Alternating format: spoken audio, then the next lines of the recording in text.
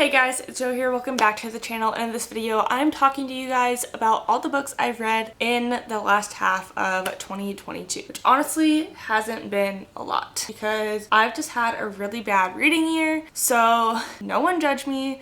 As you guys saw in my last video, I've only read like around 15 books. And I think right now I have 6 physical books right now. And I think I have a few that I read on my Kindle. So let's get into it. Starting in July, the 2 books I read were a part of the same series, which was House of Secrets and House of Shadows by Darcy Coates. I rated these both a 5 out of 5. To give you guys a little bit more of an insight, the main character's name is Sophie, and this takes place back in, I believe, the 17 or 1800s, where it's kind of more of like the Victorian era, and she's introduced to this man who has a lot of money, and unfortunately, her family has had the downfall of losing all of their stock and are now poor. So she goes and marries this man within 2 weeks to help her family become more comfortable again. When she marries this strange and mysterious man that has a lot of money, she is taken back to his manor, aka the House of Shadows, and notices that there's something off about him, his family, and the house. She's hearing things at night, she's seeing things, and just people are acting very weird. That's all I'm going to tell you guys about this, besides like these are amazing. These are the books that really got me into Darcy Coates. So if you're kind of wanting to get into like thriller, because this isn't really like necessary horror yet, this is more of like the thriller aspect, I highly recommend these books and this author in general. So these are the 2 books that I read in July. Moving on to August, there was none. I had 0 books read in August. So very quick August overview, no books were read. In September, I got a few books for my birthday, and I'll just start off with The Haunting of Ashburn House, which is another Darcy Coates book. This one is probably by far my favorite book that I've read of hers. I think I've only read these 3 books so far. This one is my favorite, and I rated this one also a 5 out of 5. This is about a girl named Adrian who inherits a house of like a great aunt right after she goes homeless. So she takes the opportunity to move into this very big manor and take care of it. But as she moves into it, she realizes her great aunt might be crazy. There are no mirrors in the house. There are wood carvings everywhere of like, no mirrors, light the candle. Like all of these weird things inside the house. And then obviously, of course, when you have a weird house like that, there are rumors in town about like all of the theories that people have about the house and the great aunt that lived there. And as Adrian moves in, she realizes that like some of the theories might have been true, or like something else is going on besides the house just being a little bit creepy. And to note, she had never met this lady that she remembers. So it was kind of like an out of the blue, like here's my house. By the way, you're my great niece. Here's a big haunted house for you. That's like a 15-mile walk from town that might give you nightmares, but here you go. Pretty much is how this book starts. Obviously there's like a lot more to it, and it was amazing. So this was the first book I read in September. The next book I read was also another birthday book. I finished this in one night. Long Live the Pumpkin Queen. I am obsessed with Tim Burton and all of his films, and just kind of like the creepy or unsettling looks that like people don't really like about Tim Burton films. So I was very excited to read this. I ended up rating this a 4 out of 5. I really liked it. It kind of gave a history of Sally, the main character, and kind of like where she came from, and a little bit more on like the relationship that her and Jack have, and like how it progressed, and pretty much just happens after the movie that we see on Disney, The Nightmare Before Christmas, if anyone needs a reminder. My thoughts on this were pretty simple. Like I liked it, but there was a lot of parts where I was kind of bored with it. So like I rated this a 4 out of 5 because I think in general the story was really good and like I really liked it, but there was just some scenes where I was like, I feel like they're just dragging on forever, and honestly like I could have gone without a few scenes. But like besides that, like we learn a lot about the other holiday towns, which I really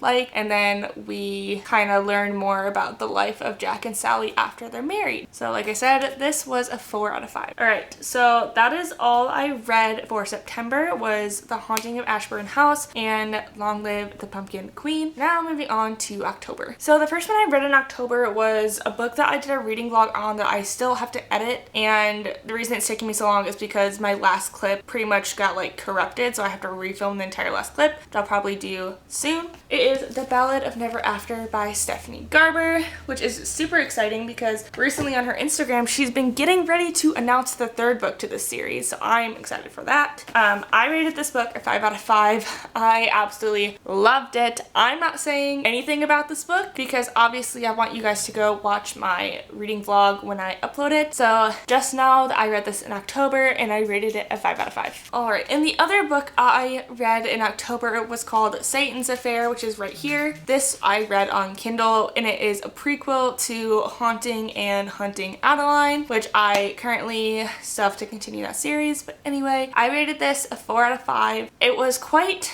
interesting. It pretty much it takes place before Haunting Adeline, and we are in the head of a character we don't meet in the first book, and so this is kind of just like a continuation of the world, but like a different story within it. It is about this girl who pretty much travels with this carnival called Satan's Affair, and she runs this horror house where she ends up killing people that she like smells are bad people, and so they that's pretty much the gist of it. Satan's Affair it's just about this girl who ran away from a cult that she was raised in and becomes a killer and a murderer, but is quote unquote justified by like killing people that are evil. So that was the prequel. She does get mentioned like for a little bit in Haunting Adeline, but like not really. So that's what I read for October, was just those two books. And let's move on to November. So in November, I read Haunting Adeline, which I rated, I believe, a 4 out of 5. I started reading that in October, but then I got I think busy with school, so then I didn't get to finish it until November. I think this is a book where you have to be really specific about the things that you like to read. I feel like this isn't a book that's for everyone. So it's kind of about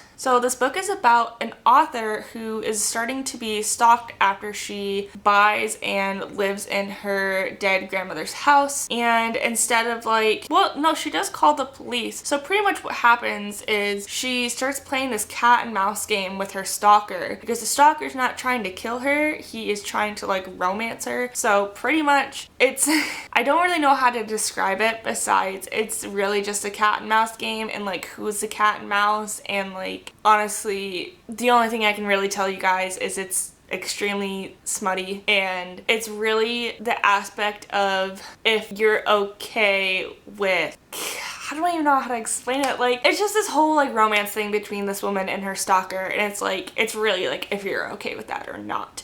So I rated that book a 4 out of 5 because I thought it was really good. Besides some of the smut in it, I think the story is actually pretty good. There's a mystery inside of it that you have to learn throughout. That's outside of the main plot. So you kind of have two plots that are going in there. So you have the main plot where this girl is being stalked by this guy who is in love with her. And then you have this other plot where her grandmother was murdered in the house that she bought. And no, her great grandmother was murdered in the house that she bought. And apparently she found a journal that could have information about who murdered her. So you have two plot points or plots in this book, and that was super exciting and fun. Alright, the other book was also a Kindle book. It is Their Vicious Darling, which is a retelling of Peter Pan. This is the third book in the trilogy, so I'm not going to say really anything about it besides it's a darker and smuttier version of Peter Pan, that takes place years later after the original events of Peter Pan happened. So I think it's actually really good. So I rated that a 4 out of 5, and the author is currently making a fourth book. There's no clear end to it. She just kind of is continuing with these books, which is go her. I think she's doing a great job with them, even though they're retellings, because I feel I like retellings, but then there's this whole debate about if retellings really should be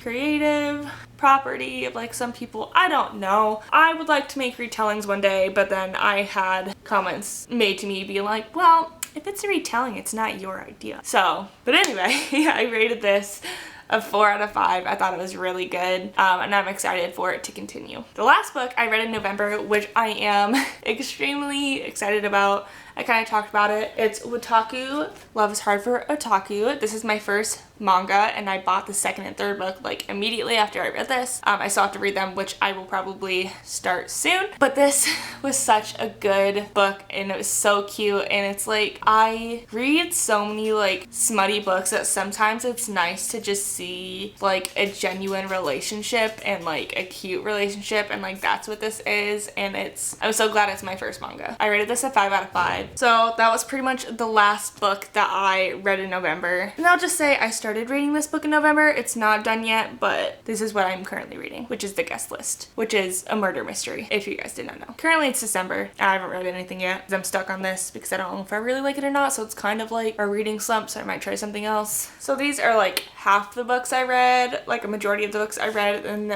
the second half of the year. Hopefully soon I'll be able to read more. I'm planning on doing a few 21 or 24-hour readathons once finals are done next week, so hopefully I'll get some things done. Comment down below what books you've been reading lately, because it's been super fun to like see what other people are reading. And yeah, just go ahead and comment that down below. I will be sure to respond on honestly any thoughts. Like this video and subscribe to my channel to see more videos like this. I'll see you guys next time. Bye!